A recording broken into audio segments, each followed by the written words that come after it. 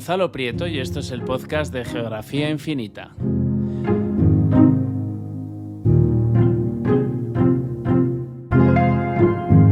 Bienvenidos a una nueva edición del podcast de Geografía Infinita. Esta vez nos acercamos a la Escuela de Salamanca.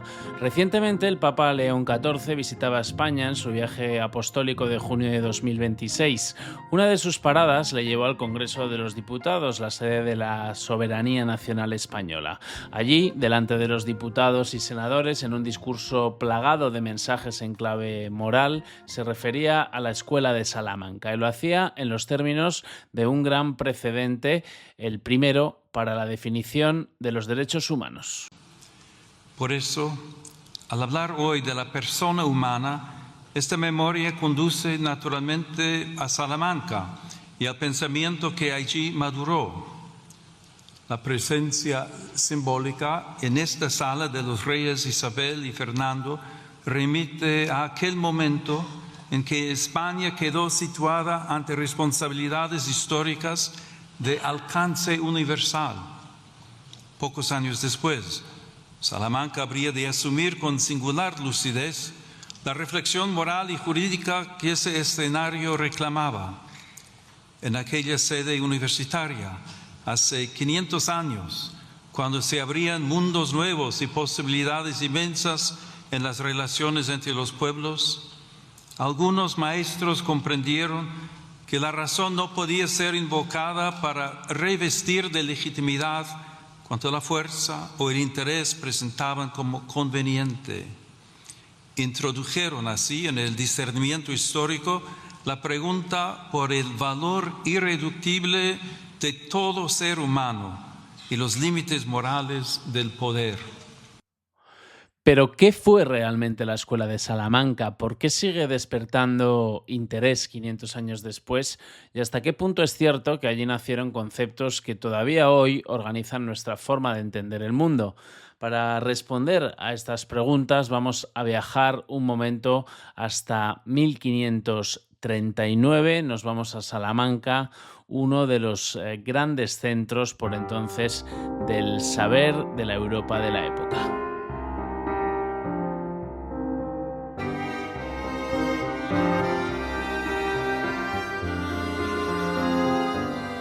Han pasado casi 50 años desde que Cristóbal Colón llegó a América. El mundo conocido por los europeos se ha ampliado de forma extraordinaria. El imperio de Carlos V se extiende desde Europa hasta el otro lado del Atlántico.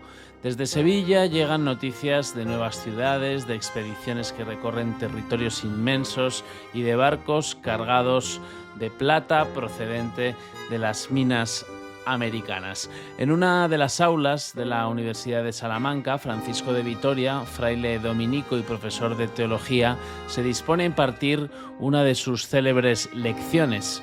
Los mapas están cambiando y queda por descifrar qué significa ese mundo que acaba de aparecer ante los ojos de Europa.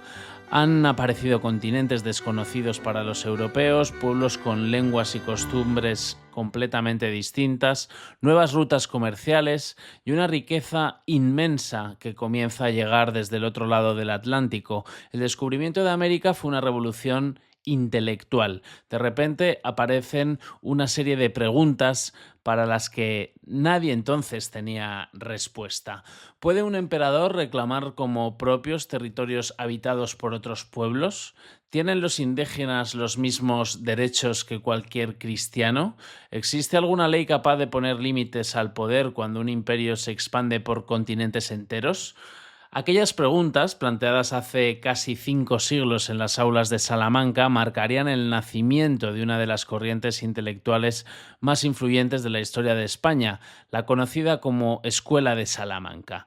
La Escuela de Salamanca nunca fue una escuela en el sentido moderno del término. No tenía un fundador único, ni un manifiesto común, tampoco una doctrina cerrada. Fue más bien una corriente de pensamiento formada por profesores de la Universidad de Salamanca y posteriormente también de otras universidades hispanas que durante los siglos XVI y XVII abordaron algunos de los grandes problemas políticos, jurídicos, económicos y morales planteados por un mundo que estaba cambiando a una velocidad desconocida. En torno a la escuela de Salamanca encontramos nombres como el propio Francisco de Vitoria, Domingo de Soto, Martín de Azpilicueta, Tomás de Mercado, Luis de Molina o Francisco Suárez. Todos ellos compartían una misma inquietud: comprender las consecuencias de lo que era la primera globalización de la historia. La Universidad de Salamanca ocupaba un lugar privilegiado en el panorama intelectual europeo. Fundada en el siglo XIII, era una de las instituciones académicas más prestigiosas del continente y un espacio donde se debatían las grandes cuestiones de su tiempo. Cuando el descubrimiento de América abrió un escenario completamente nuevo, fue también en sus aulas donde comenzaron a elaborarse algunas de las respuestas más influyentes. El gran asunto que marcó a la escuela de Salamanca fue la llamada polémica de Indias. La cuestión de fondo era nada más y nada menos que determinar si era legítima la conquista de América. Francisco de Vitoria fue uno de los primeros en plantear que los pueblos indígenas eran seres humanos dotados de razón, con capacidad para organizar sus propias sociedades, poseer bienes y gobernarse a sí mismos. Aquella afirmación puede parecer hoy evidente, pero en el siglo XVI suponía introducir un límite moral al poder de los imperios. Si los habitantes de América poseían una dignidad inherente, entonces no podían ser tratados simplemente como objetos de conquista. El dominio político necesitaba una justificación distinta de la mera fuerza. Llegados a este punto, conviene detenerse un momento en la figura de Francisco de Vitoria. Nacido en Burgos hacia 1483, estaba formado en París, uno de los grandes focos intelectuales de la Europa de su tiempo. Vitoria regresó a España, donde acabaría ocupando en 1526 la prestigiosa Cátedra de Teología de la Universidad de Salamanca. Desde allí ejerció una enorme influencia sobre varias generaciones de juristas, teólogos e incluso gobernantes. Hasta entonces, el derecho se ocupaba sobre todo de las relaciones entre súbditos y reyes o entre cristianos. El derecho internacional moderno nace precisamente porque hubo que responder a preguntas inéditas sobre la relación entre pueblos distintos. A partir de la escuela de Salamanca comienza a pensarse en un derecho válido para todos los pueblos, con independencia de su religión, su cultura o el lugar donde hubieran nacido. Era una idea extraordinariamente moderna para el siglo XVI y una consecuencia directa de aquel mundo que acababa de hacerse mucho más grande. La influencia de la Escuela de Salamanca no se limitó al derecho o a la reflexión sobre la dignidad humana, también dejó una profunda huella en la historia del pensamiento económico. No es casualidad. La España del siglo XVI era el centro de ese mundo cada vez más interconectado, más globalizado. El comercio con América, la llegada masiva de metales preciosos y el crecimiento de las grandes rutas mercantiles planteaban problemas económicos completamente nuevos para los que tampoco existían respuestas heredadas de la antigüedad o de la Edad Media. Uno de los pensadores más destacados fue Martín de Azpilicueta, conocido como el Doctor Navarro. Observó que a medida que llegaban grandes cantidades de oro y plata procedentes de América, los precios aumentaban en toda Europa. Su conclusión fue tan sencilla como revolucionaria: cuando circula más dinero, el dinero pierde valor y los precios tienden a subir. 5 siglos después, esa relación sigue siendo uno de los principios básicos de la economía y constituye uno de los primeros antecedentes de la teoría cuantitativa del dinero. Los miembros de la Escuela de Salamanca también reflexionaron sobre el funcionamiento de los mercados frente a la tradición medieval, que entendía el precio justo como una cifra fijada por criterios morales o por la autoridad. Defendieron que el precio de un bien dependía en gran medida del acuerdo libre entre compradores y vendedores. En otras palabras, empezaban a reconocer el papel de la oferta y la demanda como mecanismo para determinar el valor de las cosas. Autores como Tomás de Mercado o Luis de Molina fueron todavía más lejos al analizar cuestiones como el comercio internacional, el préstamo del dinero, el beneficio empresarial o la propiedad privada. Lejos de condenar la actividad mercantil, trataron de establecer las condiciones éticas que debían regirla, convencidos de que la economía debía ponerse al servicio del bien común, pero también de que el comercio era una actividad legítima y necesaria para el progreso de las sociedades. Por todo ello, muchos historiadores consideran a la Escuela de Salamanca uno de los grandes precedentes del pensamiento económico moderno, aunque sería exagerado afirmar que inventó el capitalismo o la economía de mercado, sí anticipó conceptos que siglos después desarrollarían economistas como Adam Smith. Una vez más, fueron los profundos cambios provocados por la expansión del mundo conocido y por la primera globalización los que obligaron a aquellos profesores salmantinos a formular ideas sorprendentemente modernas para su tiempo. Durante mucho tiempo, estas aportaciones pasaron relativamente desapercibidas fuera de España. El relato clásico situaba el nacimiento de la economía moderna en el siglo XVIII con Adam Smith. Sin embargo, esa visión comenzó a cambiar gracias al economista Joseph Schumpeter, el economista austriaco.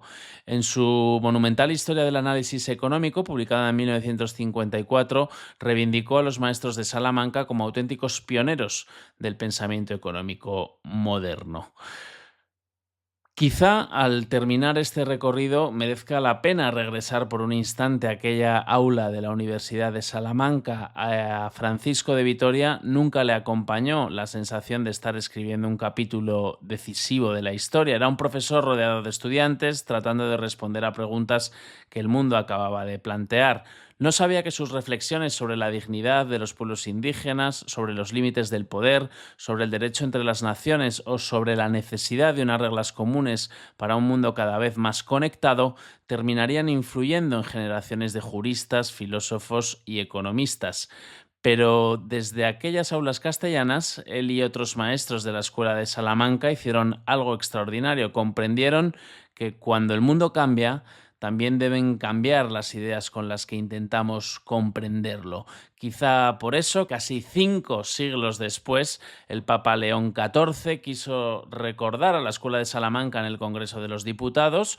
No lo hizo como una simple referencia histórica, sino como un ejemplo de cómo, en un momento de profundos cambios, hubo quienes se atrevieron a preguntarse si la fuerza bastaba para justificar el poder o si toda persona, por el hecho de serlo, poseía una dignidad que debía ser respetada. La intuición del totus orbis, de una comunidad humana más amplia que cualquier poder particular, permitía afirmar la existencia de vínculos jurídicos y morales entre los pueblos.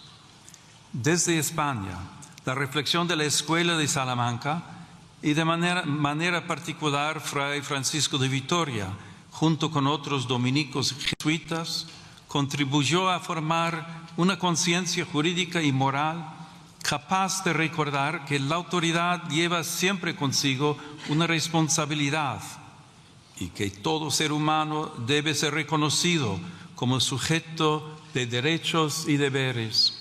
En un tiempo como el nuestro, marcado de nuevo por la globalización, las migraciones, los conflictos internacionales y los dilemas que plantea la inteligencia artificial, aquellas preguntas siguen sorprendentemente más vivas que nunca. Tal vez esa sea la mayor lección de la Escuela de Salamanca, que los mapas pueden cambiar de un día a otro, que el mundo puede ensancharse, pero que lo verdaderamente importante es no dejar nunca de pensar qué significan esos cambios para la humanidad.